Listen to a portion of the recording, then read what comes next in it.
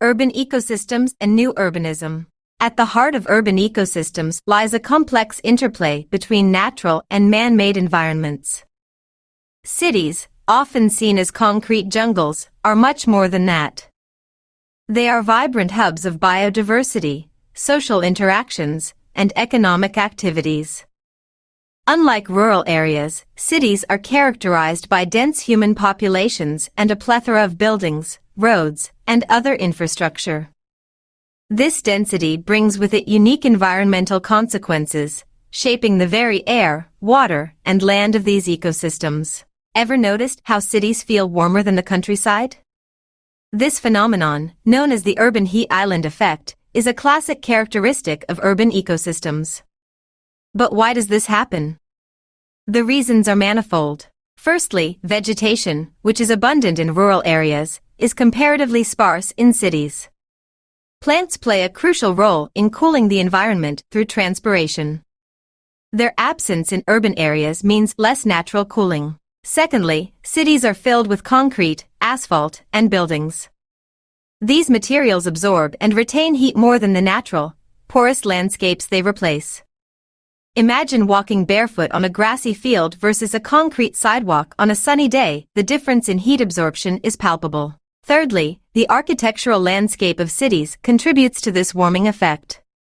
Buildings, especially high-rises, trap heat in the urban environment, preventing it from dissipating into the atmosphere. Lastly, human activities in cities, from industrial processes to vehicular emissions, release heat and pollutants. This not only warms the air but also contributes to air quality issues. New urbanism, a symphony of sustainable development. In response to the environmental challenges posed by traditional urban development, a refreshing concept has emerged: new urbanism. This approach advocates for designing cities that are not only environmentally sustainable but also socially vibrant. New urbanism champions the idea of creating compact, integrated communities where commercial and residential spaces coexist harmoniously. The emphasis is on reducing the need for long commutes, thereby cutting down on vehicular emissions and enhancing community interaction. In these urban designs, walkability is key. The aim is to create neighborhoods where most daily necessities are within walking distance, fostering a sense of community and reducing reliance on cars. Imagine strolling down tree-lined streets, with shops, schools, and workplaces just a short walk away. This not only reduces carbon footprints but also encourages healthier lifestyles. Moreover, new urbanism does not advocate for the demolition of old neighborhoods. Rather, it focuses on revitalizing and integrating them into the city's fabric. This approach respects historical heritage and avoids the environmental costs of demolition and rebuilding. The city as an ecosystem. Urban ecosystems, with their unique characteristics and challenges, are vital to our understanding of environmental science. The urban heat island effect illustrates how human activities and urban planning can significantly alter local climates. Meanwhile, the principles of new urbanism offer a pathway towards more sustainable and livable cities, blending the needs of the environment with those of a bustling human population. Waste management, a journey. In our journey to understand our environmental impacts, we often overlook the subtleties of waste management. It's not just about the garbage trucks rolling down our streets, it's a complex, interwoven system of practices and policies aimed at protecting our planet. Let's begin with a rather illuminating example. Imagine a river, serene and vital, meandering through a landscape. Now, introduce an electrical transformer manufacturing facility nearby. What could possibly go wrong? Well, quite a bit, actually.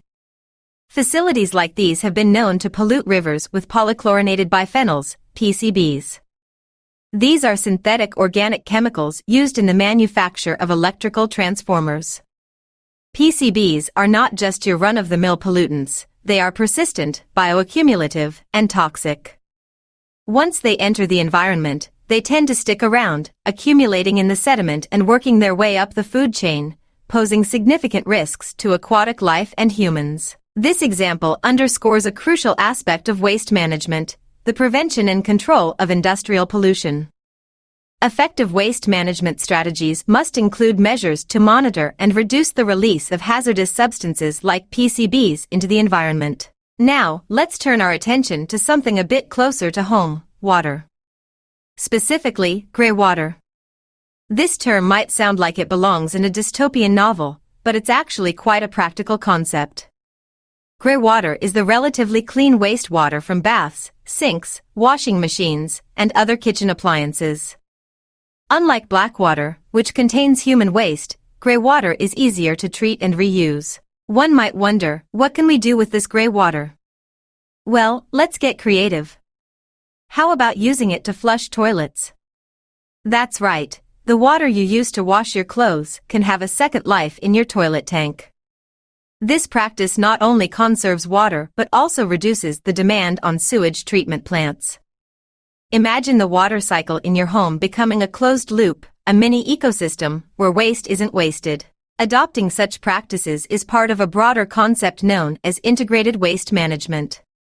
IWM is a comprehensive approach that combines various waste management methods to achieve environmental goals, economic optimization, and social acceptability. It encompasses everything from reducing the generation of waste to recycling and recovering valuable materials. A key component of IWM is the 3Rs: reduce, reuse, and recycle. These principles guide us towards a more sustainable interaction with materials. For instance, by choosing products with minimal packaging, we reduce waste at the source. When we reuse items, we extend their life and reduce the need for new materials. And, of course, recycling allows materials to be reprocessed and made into new products. However, waste management is not just about what we do with waste, it's also about understanding and altering the patterns of consumption and production that create waste in the first place. This is where the concept of a circular economy comes into play. Unlike the traditional linear economy of take, make, dispose, a circular economy aims to design out waste and keep resources in use for as long as possible. So, what's the takeaway from all this? Waste management is more than just a chore, it's an opportunity. It's an opportunity to rethink how we live, to redesign our systems, and to reimagine our relationship with the environment. It challenges us to look beyond the bin at the end of our driveway and see the broader implications of our daily choices.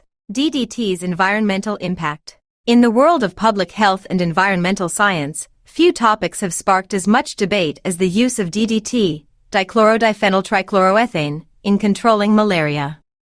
Developed in the mid-1940s, this synthetic chemical emerged as a superhero in the insecticide world, hailed for its effectiveness against the malaria-carrying mosquito.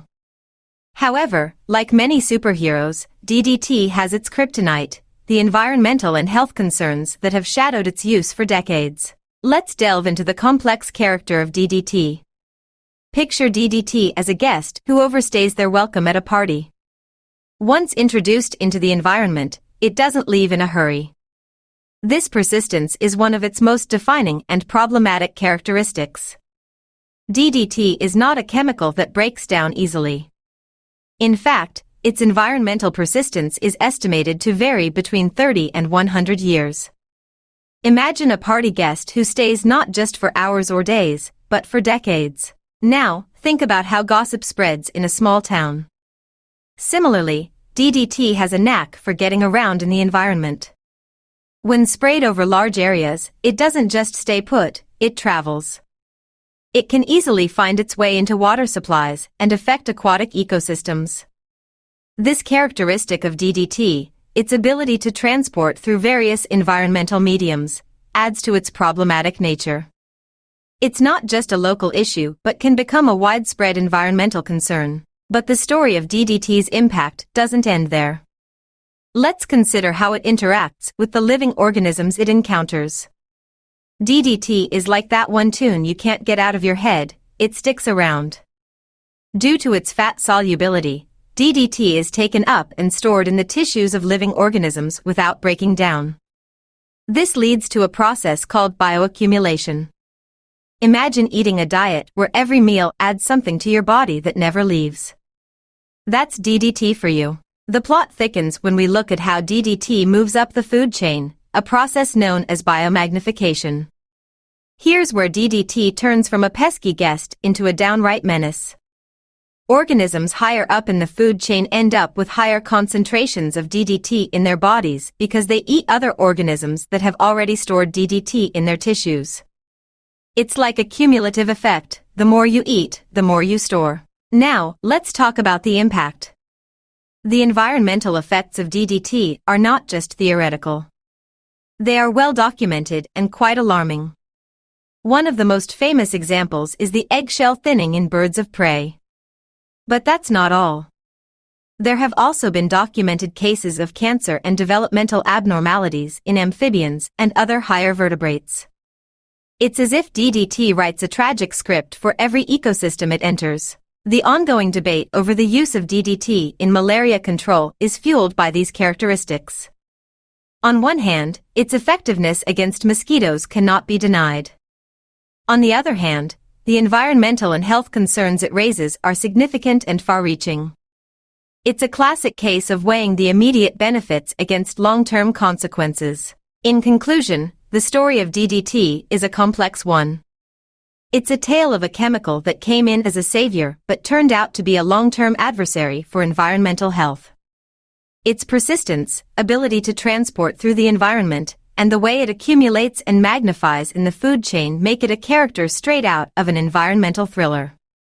As we continue to debate its use, it's essential to remember that every action we take in the environment is like a pebble thrown into a pond. The ripples spread far and wide, sometimes in ways we cannot foresee. The future of environmental science, a glimpse into tomorrow. As we step into the future of environmental science, it's like peering through a kaleidoscope. The patterns are constantly shifting, creating new pictures of what our world might look like. In this ever-evolving field, one critical area of focus is the interplay between population dynamics and environmental sustainability. Imagine a world where each decision on family size and education shapes the health of our planet. This is not a distant reality, but the one we are living in today. The future of environmental science heavily hinges on understanding and managing our population growth, particularly in poorer nations where the dance between economic development, societal norms, and environmental impacts is most intricate. In these regions, the tale of population growth has been quite a roller coaster. For years, high fertility rates, combined with lower mortality rates due to medical advances, led to a population explosion. This surge, while a sign of improved health, brought with it a buffet of environmental challenges, increased demand for resources, greater waste generation, and more significant carbon footprints, to name a few. However, the winds of change are blowing, and they whisper a story of hope. One of the most potent factors influencing this shift is the education of women. Yes, you heard it right. When women in poorer countries receive education, it's like giving them a magic wand that can change their lives and the environment around them. Educated women tend to marry later and have fewer children, easing the pressure on resources. They are also more likely to ensure that their children are healthy and educated, creating a positive cycle of sustainability and development. This phenomenon is not just about numbers on a graph. It's about women gaining the power to make informed decisions about their lives, which inadvertently contributes to a greener planet. This empowerment stands in contrast to traditional norms where the value is often placed on having more children, especially sons, which can perpetuate a cycle of poverty and environmental degradation. While we're on this topic, let's debunk a common myth. High population growth in poor countries is not about families wanting to have lots of children for the fun of it. In many cases, it's about reproductive inertia, where the lack of access to family planning and cultural norms lead to families exceeding replacement fertility rates. It's like driving a car with no brakes. You don't necessarily want to go faster, but stopping is not an easy option. In addressing these issues, it's crucial to avoid seeing economic disasters or infant illnesses as viable solutions to population control. These are tragedies, not strategies. The key is to provide pathways for sustainable development, where environmental protection and economic growth dance in harmony. So, what does the crystal ball of environmental science show us for the future? It's a world where every woman has access to education and family planning, where economic development does not come at the cost of our planet, and where children grow up in a world that values sustainability as much as progress. In conclusion, the future of environmental science is not just about technological advancements or policy changes. It's about transforming societal norms and empowering individuals, especially women, in poorer countries. By doing so, we're not just addressing population growth but also sowing the seeds for a sustainable future. Remember, every educated woman is a ripple in the pond of environmental change, and these ripples can create waves of positive impact for our planet's future.